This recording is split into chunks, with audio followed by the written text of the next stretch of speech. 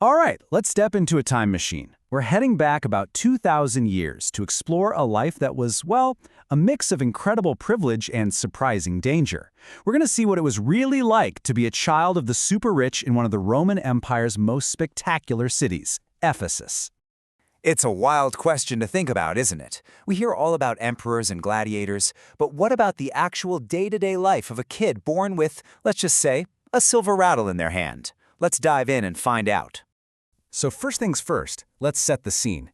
We're talking about Roman Ephesus. And you've got to understand, this place was basically the ancient world's version of New York or London. It was a big deal. I mean, Ephesus was an absolute economic powerhouse. Its harbor was just buzzing with ships, bringing in everything from grain and wine to marble and exotic spices from all over the known world. You had massive banking firms managing huge fortunes and workshops churning out luxury goods. This is the world our child is born into, a city literally vibrating with money and power. And where did these families live? Well, in places like the famous terrace houses. And listen, these weren't just houses. They were sprawling, multi-story mansions built right into the hillsides, each one a private palace. We're talking about incredibly detailed mosaic floors, bright, beautiful frescoes painted on every wall, their own private courtyards with fountains.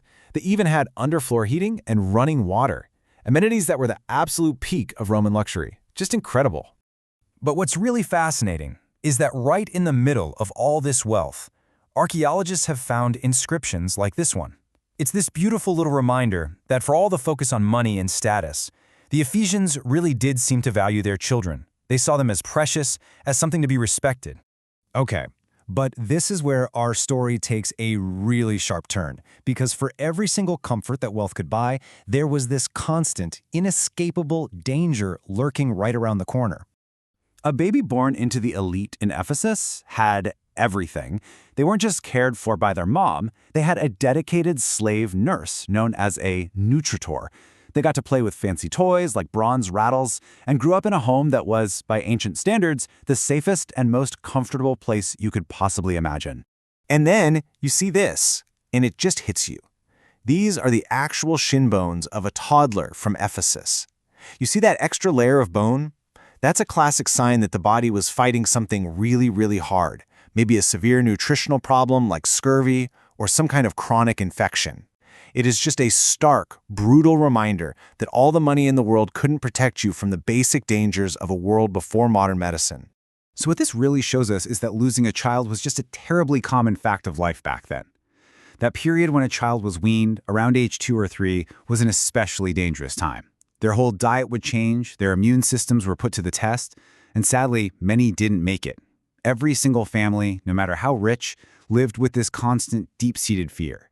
But for the children who did survive those incredibly perilous early years, a whole world of games and education was waiting for them, a world that was designed to shape them for the future. And kids will be kids, right? Of course they played. Archaeologists in Ephesus have dug up this amazing collection of toys that feel, well, surprisingly modern. You've got dolls with arms and legs that actually move, tiny little horses on wheels, spinning tops, and one of the most popular games of the time, knucklebones, or astragali. It really just goes to show you that the pure joy of playing is timeless. You know, games weren't always just for fun, though. I love this. It's an inscription they found carved right into a public game board. It's this wonderfully cynical, almost darkly funny take on gambling. It's a great reminder that from a pretty young age, these kids would have seen adults playing for much higher stakes than a few knucklebones. All right, so beyond play, probably the single biggest thing that defined an elite child's life was their education. This wasn't just school. This was the system for forging the next generation of Roman leaders. For a boy from a rich family, the path was laid out very clearly. At age 7, you start with the basics, reading, writing, a little math. Then, around age 12, you move on to study the classics, the great Greek literature like the Iliad and the Odyssey. And finally, as a teenager, you'd study with a top-tier teacher to master public speaking, debate, philosophy, and law. This was the essential toolkit you needed for a future in politics and public life. But what about his sister? Well, her path looked very different.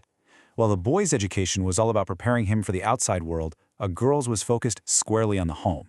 She was trained in the complex skills she'd need to manage a large, wealthy estate, things like spinning, weaving, and overseeing all the household slaves. Now, some very wealthy girls might get private tutors for literature, but her destiny, her ultimate goal, was to run a home, not the city. And all of this education, it wasn't just for their own benefit. It was all preparation for a life that was going to be defined by huge responsibilities and a ton of public expectation. The entire future of our gilded child was really shaped by this one key concept, eugurgitism. It's a fancy word, but the idea is actually pretty simple. It was like a social contract for the rich. In exchange for all your wealth and high status, you were expected to give back to the city. You funded public buildings, you paid for festivals, you spent your money to gain honor and respect. So, this was the job description, essentially.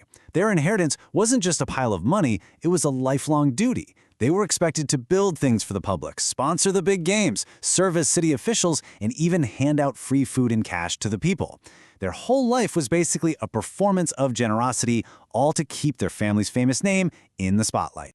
So, we end up right back where we started. For a child born into the Ephesian elite, life was this dizzying, confusing mix of extreme luxury and constant danger, of incredible opportunity and crushing expectations.